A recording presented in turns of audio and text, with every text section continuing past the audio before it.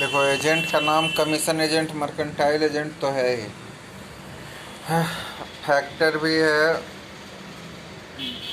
Del क्रेडेल agent भी है, auctioneer भी है, ब्रोकर भी है। who carry on business of supply of good and service on behalf of another।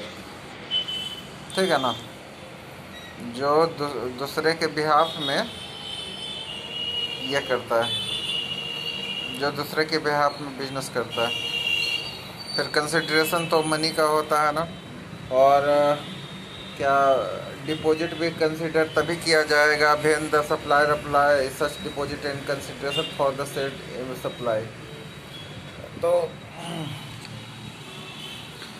Consideration क्या होता है? बाय रिसिपिएंट और any other person excluding subsidy by central government, state government. Monetary value of any act और फॉरबियरेंस for supply भी consideration होता है। Monetary value of any act और फॉरबियरेंस भी ऑफ सप्लाई भी कंसिडरेशन होता है। मार्केट वैल्यू क्या होता है? फुल वैल्यू जो रिसिपिएंट रिक्वायर्ड टू पे टू ऑब्टेन गुड एंड और सर्विस। और ये देखो, सब एक ही लाइक का काइंड ऑफ क्वांटिटी और same time, same kind quality, same commercial value, मगर रिसिपिएंट सप्लायर सेम नहीं हो।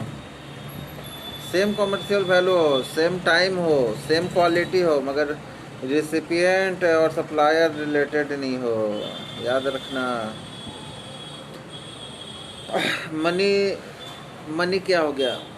देखो, फॉरेन करेंसी मनी हुआ। देखो, चेक जानते हो मनी हुआ, promissory note, bill of exchange, letter of credit, draft, pay order, traveller cheque, money order, postal electronic remittance, any other instrument जो आरबीआई रिकॉग्नाइज किया है फॉरेन करेंसी।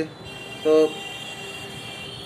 जब ये यूज किया जाता है as consideration to settle an obligation और exchange Indian legal tender of another denomination excluding currency held for numismatic value. ठीक है ना, excluding currency held for numismatic value.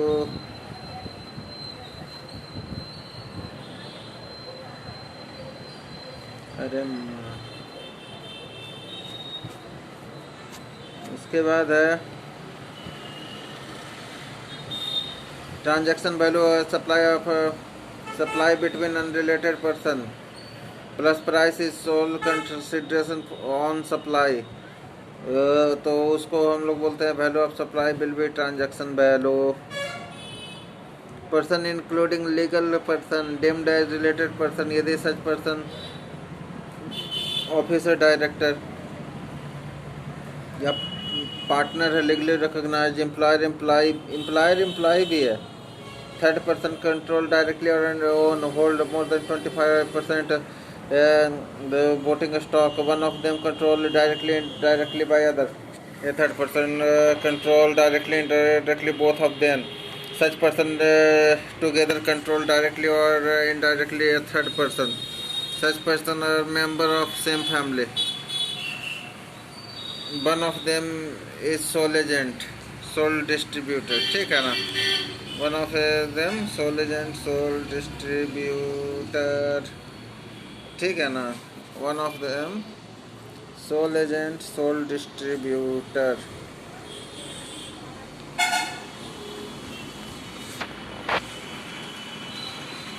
फिर अब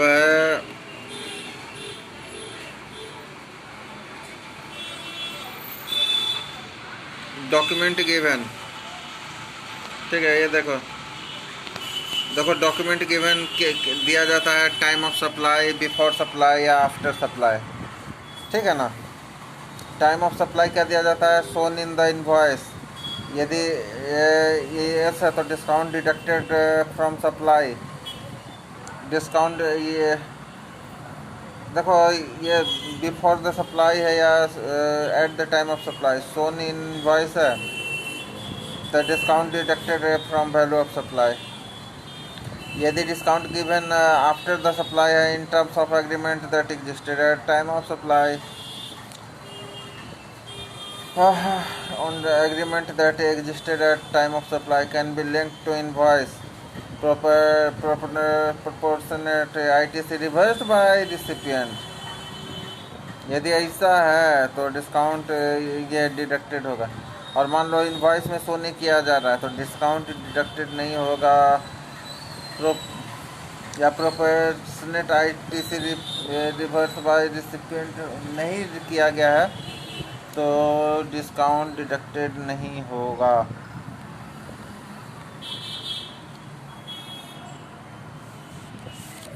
ठीक है। अब देखो प्राइस ऑफ गुड्स है 60,000, उसमें excise duty, packing charge, freight ये लेके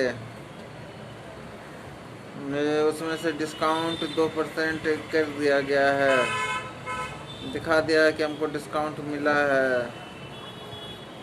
ठीक है, तो वही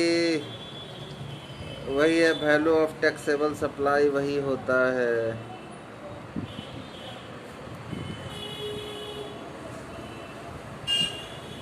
प्राइस 1,000 पैकेज बेड्स कोट, उस पर सब्सिडी रिसिप्ट जोड़ो, लोडिंग चार्ज जोड़ो, interest on delay in payment of consideration जोड़ो, वैल्यू ऑफ टैक्सेबल सप्लाई इतना होगा 35,435।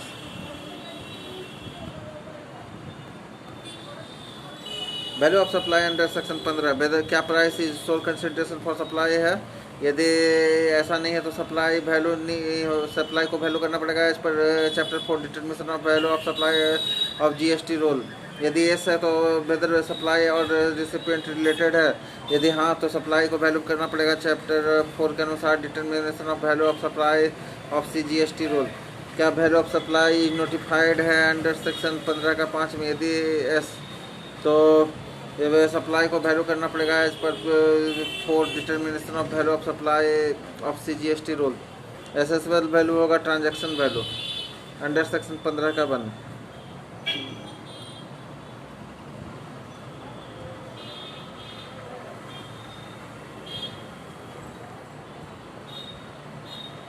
अब एनालिसिस है कि 27 से 29 से 30 31 valuation of supply involving non monetary consideration of related party. 31-32 बोलता है वैल्यू ऑफ स्पेसिफिक सप्लाई। 33 बोलता है valuation of supply made as pure agent of recipient.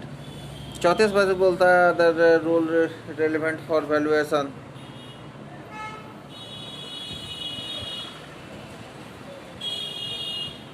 Example supply value at पर 27 barter transaction, exchange transaction, permitted transfer or disposal of business assets where input tax credit has been availed on such assets।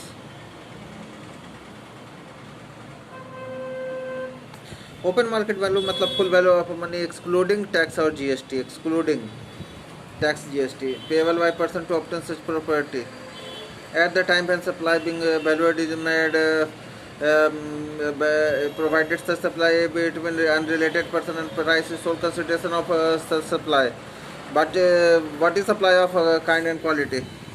Supply of like kind and quality means any other supply made under similar circumstances which is same or closely or substantially resemble in respect of characteristics, quantity, quality, functional, reputation to be supply being valued।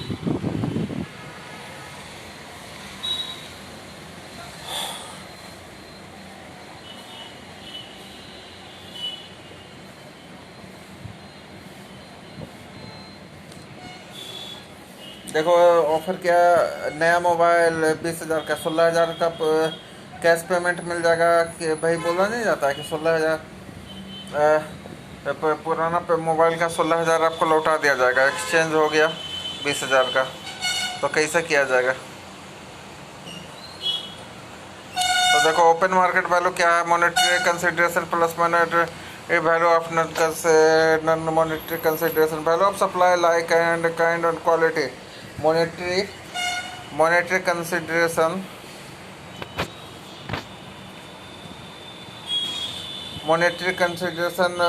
money value plus of non monetary consideration monitor ये computed on basis of 110% of cost of supply और by reasonable means.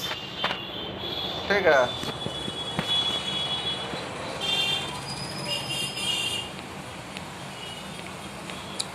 Reasonable means हो गया। ये क्या बोल रहा है, यदि रिसिपिएंट एलिजिबल है फॉर फुल आईटीसी का तो invoice value is accepted as open market value taxable value, मतलब टैक्सेबल वैल्यू उसको बोला जाता है। ठीक है, it's important to know that पर वैल्यूएशन ये 32 के साथ the valuation of taxable service provided by notified class of service provider without any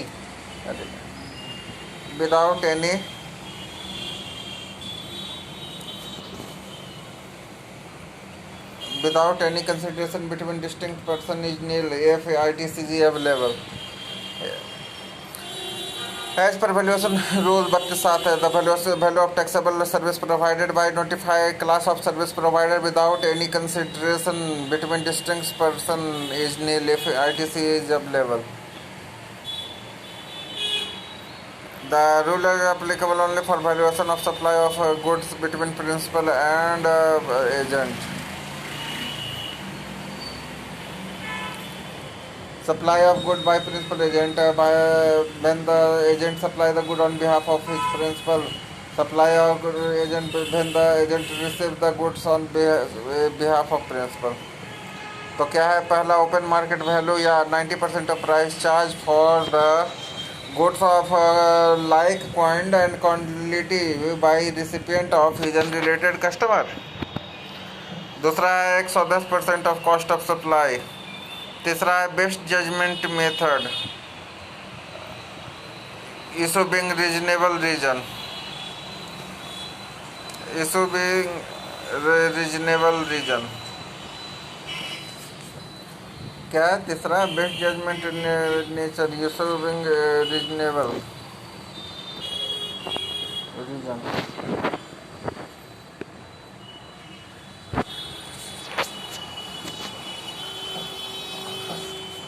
Service provider has open to directly move to rule 31 by passing rule 31. अब VGA क्या है, supplier of good rule 27, 28, 29, 30, 31। Supplier of service 27, 28, 29, 30, 31। अरे यार, अब ये है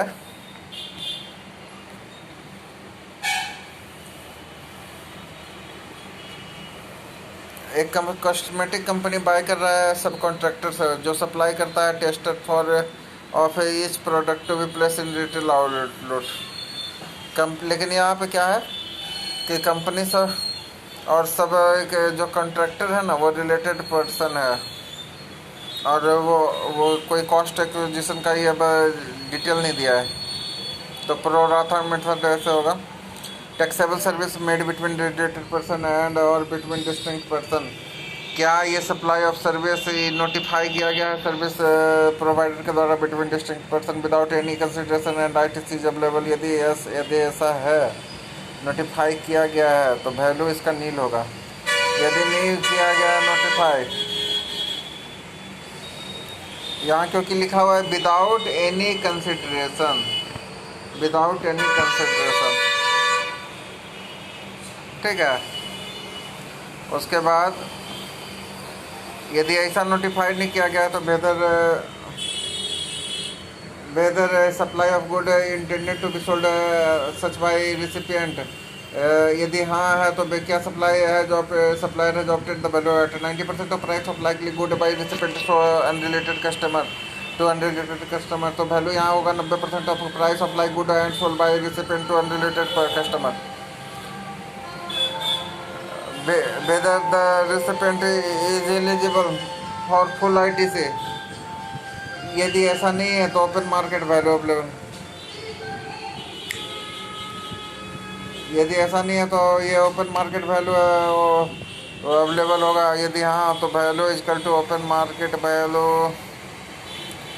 यदि open market value नहीं है तो if the value of supply नहीं है तो value is equal to value of supply of like kind and quality. यदि value of supply like kind quality कौन नहीं है तो क्या cost of production provision of supply available है, तो वैल्यू यदि हाँ तो वैल्यू होगा 110% of cost production provision of supply. यदि ऐसा नहीं है तो वैल्यू कंप्यूट किया जाएगा एज पर रीजनेबल मीन्स पे बेस्ड जजमेंट मेथड पे।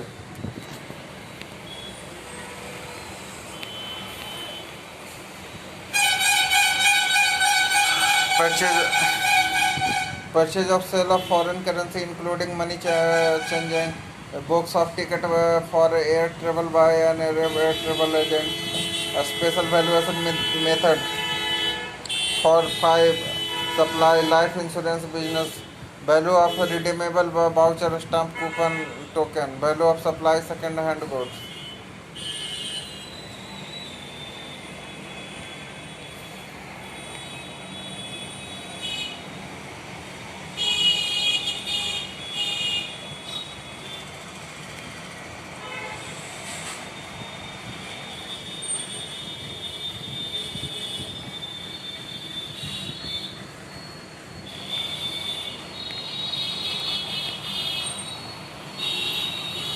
Domestic travel 5% of basic fare होता है। International travel 10% of basic fare होता है। अब बेसिक फेयर होता है एयर फेयर और which commission is normally paid to the air travel agent by airlines.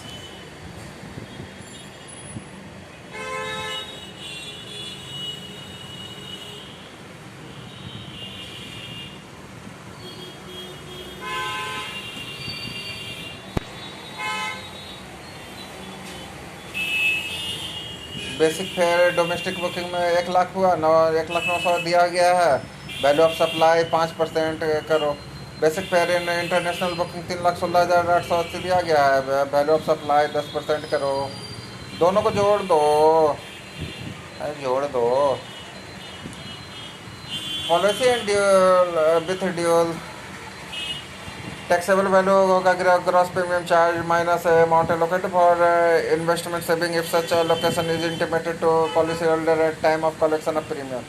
Single premium annuity policy taxable value equal to 10% of single premium charge from policy holder whether allocation for investment saving is not intimated to policy holder.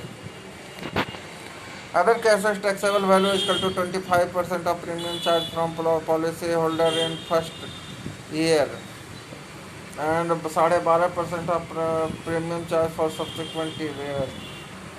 Policy with only risk cover taxable value is equal to entire premium charge from policy holder.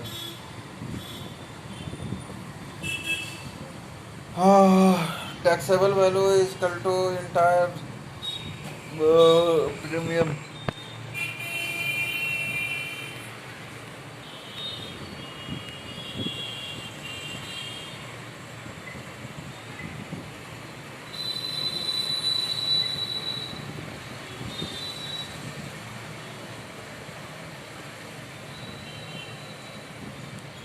देखो charge 180 lakh gross premium क्या है out of which 100 lakh allocated for investment on behalf of policy holder. तो value of supply of LIC क्या हुआ? Amount allocated for investment intimated to policy holder at time of supply of service value of service हो गया 180 lakh minus 100 lakh equal to 80 lakh amount for investment not intimated to policy holder at time of service equal to value of service equal to 180 lakh का 25% तो 45 lakh. Gross premium received is only toward risk cover value of service 180 lakh. ठीक है, only toward amount for ये देखो क्या है कि at time of supply service value of service 180 में 100 लाख 80 लाख बचा। Amount for investment not intimated to policy holder at the time of supply 180 lakh का 25% 45 lakh. Gross premium received is only toward risk cover value of service 180 lakh. Value of second hand goods कैसे होगा? जब ITC अपहल्ड किया गया तो normal valuation कीजिए। यदि ITC लगे लिया तो नया क्या, पुराना क्या नया गुड हो गया ना, तो नॉर्मल वैल्यूएशन एज पर अवेलेबल प्रोविजन। यदि आईटीसी अपहल्ड नहीं किया गया तो वैल्यू होगा selling price minus purchasing price. Selling price यदि लेस देन परचेजिंग प्राइस है, सेलिंग प्राइस यदि लेस देन परचेजिंग प्राइस है भाई, तो वैल्यू तो निगेटिव वैल्यू यदि आ जाता है ना, तो आप उसको इग्नोर कर दीजिएगा। CGST on second hand goods received from unregistered supplier जो होगा ना, वो एग्जम्प्ट होगा। पर्सन जो परचेज कर रहा है second hand goods after payment of tax to supplier of such good governed by valuation rule only when they do not avail ITC on such input supply। यदि ITC availed किया गया है तो such supply होगा governed by normal GST valuation provision। Margin scheme available होगा only for supply of used good by person dealing in buying and selling of second hand goods। यदि defaulting borrower registered है तो repossessing lender agency will be discharged GST at time supply value without any reduction from actual notional purchase value। यदि defaulting borrower unregistered है तो purchasing value का purchasing price minus and borrower reduce by 5% for every quarter और part thereof between the date of purchase and date of disposal by person making such repossession।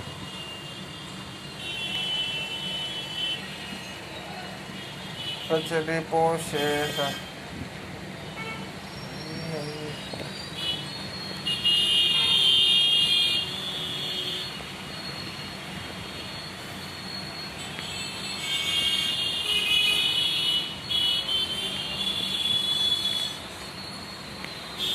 उसके बाद अब देखो अब ये है, अब इसको लेटेस्ट वैल्यू ऑफ सप्लाई क्या हो? सप्लाई में टू अनरिलेटेड पर्सन जहाँ price sole consideration supply related हुआ है, जहाँ ये नहीं है।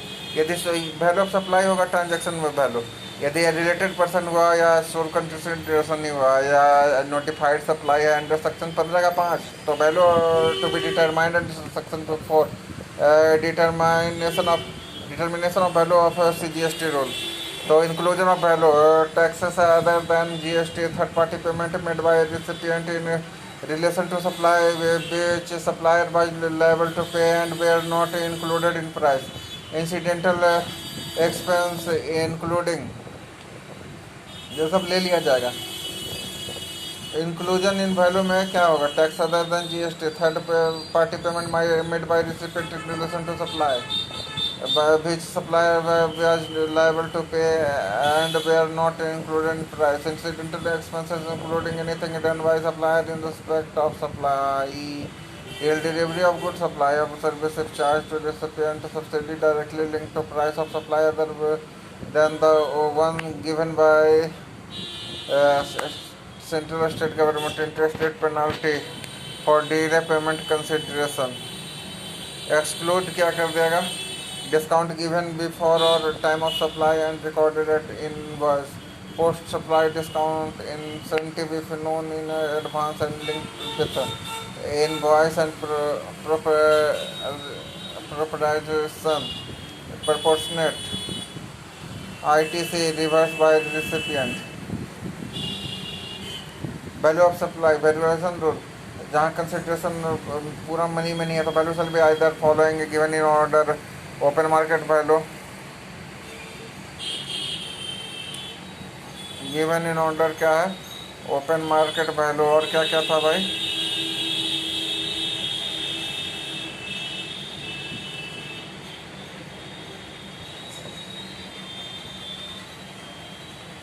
एक तो है open market value,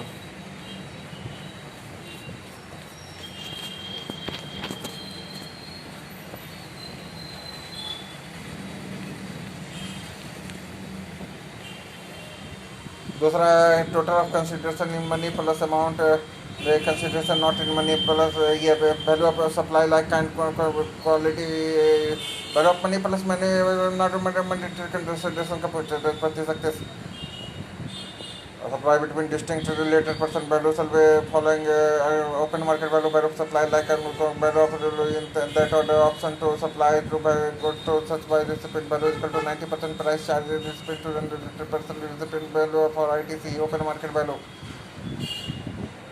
Supply through agent value shall be either of following in order open market value or 90% of charge by recipient to is related to a customer for supply of like quantity value of supply as per rule 30 in the order value of supply of lottery ये chance to win is betting gambling horse race and club lottery recognized by 128 face value और 128 of price as per notifying official guest by organizing a state whichever is higher the auctionable claim in form of choice to win is betting gambling of horse race in a horse club.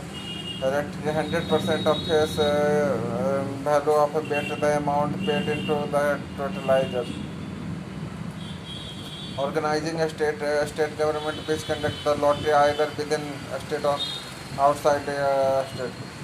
Rule 31 बोलता है residual method based judgement method the value shall be determined using reasonable means consistent with principle and general provisions section 15 valuation rule for service can be adopted before rule this valuation rule valuation of a certain specific supply buying RBI 1% ही वाला मालूम है उसके बाद ticket air travel 5% 10% बताएं LIC 10% of single premium other case value average कर 25% in first year 12.5% in subsequent year policy only to buy risk cover minus value is कर entire premium buying and selling of second hand good selling price minus buying price purchase value of good reported from unregistered buyer purchasing price minus 5% of quarter or part thereof from date of purchase till the date of disposal by person making comparison repossession. Coupon voucher money value of supply redeemable against such voucher coupon. Notified service between distinct person without consideration value is equal to nearly 5 job level. Supplier is pure agent है तो cost incurred by supplier pure agent of recipient service excluded from value. Rate of exchange for determination of value rate notified by CBEC under Custom Act. Or date of time of supply of such good service is equal to rate of as per GWFA or the date of supply of such service. Value inclusive of taxes where supply is inclusive of CGST, SGST, UTGST or IGST. The tax amount is calculated by making such calculation. Value inclusive of GST into GST rate percentage of IGST. On CGST, SGST, UTGST बटे 100 plus some applicable GST rate in percentage.